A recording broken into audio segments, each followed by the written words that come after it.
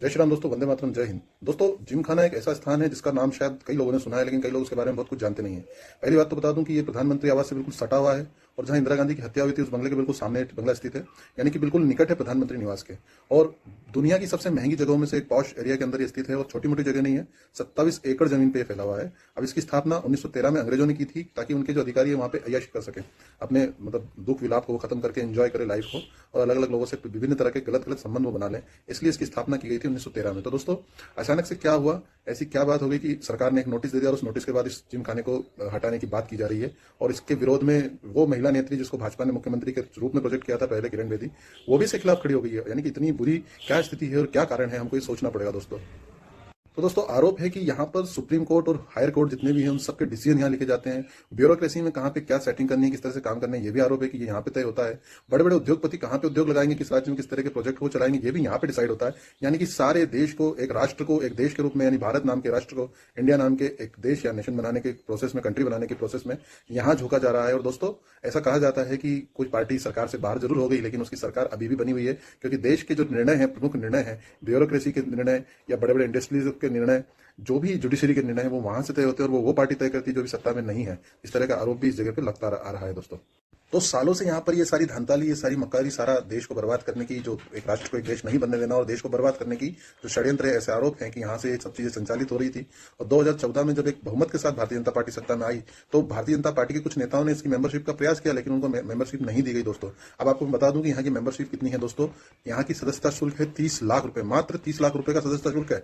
और उसमें भी कमेटी तय करती है किसको मेंबरशिप देनी, किसको कितनी वेटिंग देनी है। अभी कुछ लोगों को वेटिंग 37 साल की दी गई है, यानी इतनी ज्यादा वेटिंग भी कराई जा रही है। और इसके बाद इस जगह का जो भी कुछ कार्य है, जो भी कुछ यहाँ का निर्णय है, जो भी इसके ऊपर बकाया है, कितना टैक्स है, इसके बारे में आप जानेंगे तो आपका दिमाग जो है वो खराब हो जाएगा। क्योंकि यहाँ पर जो है लगभग 3 करोड़ रुपए का टैक्स बकाया है, 3 करोड़ रुपए का टैक्स बकाया है।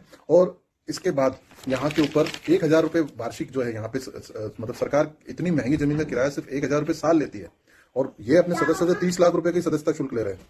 तो नरेंद्र मोदी जी और अमित शाह जी और जो भी उनका मंत्रिमंडल है, ऐसा आरोप है कि ये बहुत चालाक लोग हैं और ये हर भारत विरोधी, राष्ट्र विरोधी गतिविधियों पे सूक्ष्म नजर रखते हैं। तो इन्होंने 2014 से इस पे सूक्ष्म नजर रखना शुरू की और इसकी सारी गतिविधियों का वो अध्ययन कर रहे थे। और इस सारे अध्ययन के दौरान उनको जो चीजें समझ में आई उसके आधार पर उन्होंने आगे चल करके, यानी कि 2019 को जब सत्ता रिपीट हुई तो उन्होंने इस पर सख्त निर्णय लेना शुरू किए। 2021 में इन्होंने एक जो है इसमें 2021 में इन्होंने इसकी क्लब कमेटी थी जो उसको भंग कर दिया। उसके बाद इसमें 15 डायरेक्टर नियुक्त किए और उन डायरेक्टरों ने सटीकता के साथ काम करना चालू किया।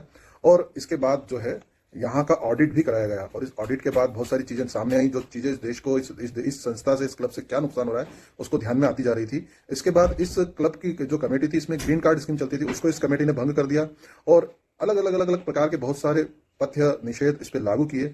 और इसके बाद वर्तमान में प्रधानमंत्री की जान को, सुरक्षा को खतरा है, यानी कि इंदिरा गांधी की जान तो सामने ही जा चुकी थी, यहाँ पे भी प्रधानमंत्री के जीवन को बहुत बड़ा संकट है। इसलिए यहाँ पे किसी को भी आने की अनुमति प्रधानमंत्री निवास के आसपास नहीं है। 5 जून 2026 को इस जमीन को खाली करने का नोटिस भारत की केंद्र सरकार ने इस जिम खाना को दे दिया। अब आरोप है कि अभिषेक मनु सिंघवी और कपिल सिब्बल जैसे नेता अब हाईकोर्टों के चक्कर लगा रहे, छटपटा रहे हैं। किरण बेदी ने इसका विरोध कर दिया, बहुत सारे पत्रकार इसका विरोध कर रहे हैं, लेकिन मूल रूप से ये देश के प्रधानमंत्री के जीवन को संकट में डालने वाली बात है। और इसलिए सरकार जो भी निर्णय ले रही है उस निर्णय पे हम सब लोगों को उसका समर्थन करना चाहिए दोस्तों।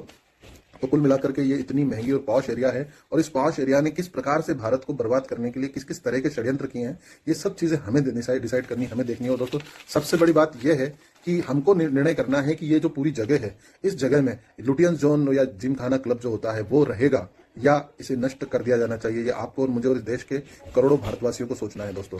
आप विचार कीजिए और अपना जवाब दीजिए। जय हिंद, जय जय भारत।